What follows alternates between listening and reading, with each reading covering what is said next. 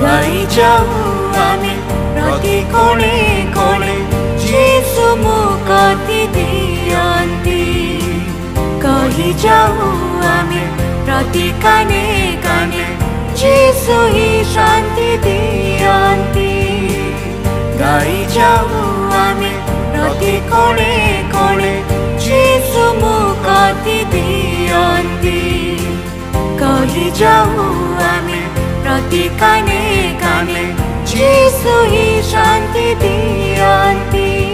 प्रिय श्रोता बंधु प्रभु श्री ख्रीष्ट को महत नाम रे आपनको शुभेच्छा। पवित्र बाइबल गीत संहिता पुस्तक प्रथम गीतर शेष पदरे आम एपरी पाठ करू। कारण सदा प्रभु धार्मिक मानक पथ जानती मात्र दुष्ट मानक पथ विनष्ट हब।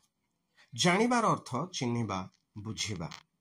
मूलतः ईश्वर सर्वज्ञ और सर्वव्यापी अटंती। कौन से विषय ताहांको दृष्टि लुकायित नुहे।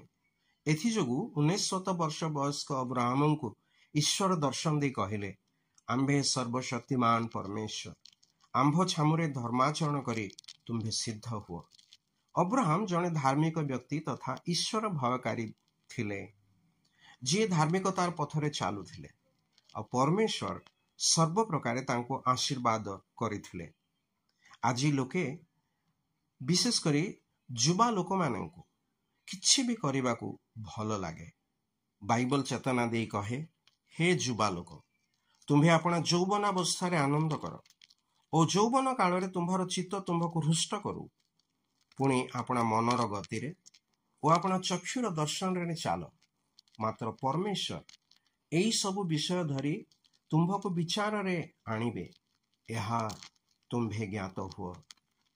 एहेतु अपना हृदय विरक्ति दूर कर और अपना शरीर दुख दूर कर। कारण यौवन और जीवनर उत्तमांश असार।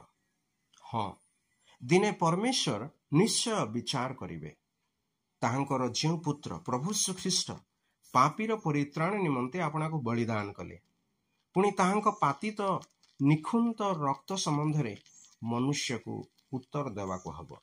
आज भी अनंत जीवनर सुसमाचार प्रचार करागले आपण कहीं ताहा विश्वास करूना। जेतेबेले से यही प्रश्न विचार रे आपण को पचारिबे आपण सेतेबेले कि उत्तर देबे। आपणकर आचार व्यवहार कथबार्ता ईश्वर ठारू लुकायित नुहे। जे केही तांको ठारे विश्वास करे से धार्मिक गणित हुए। ईश्वर ताहांको धार्मिकतार पथरे कढ़ाई नियंती। मात्र जे केही दुष्टर पथरे चाले और जे प्रभु श्री ख्रीष्ट को ग्रहण करे नाही ताहाकु से नरकरे निक्षिप्त करी विनाश करिवे। आपण भाबु नाहंती कि जे ईश्वर आमर पथ ज्ञात हेबा उचित। तेबे सठिक पथ चयन करने को ईश्वर आपनको साहाय्य करंतु। धन्यवाद।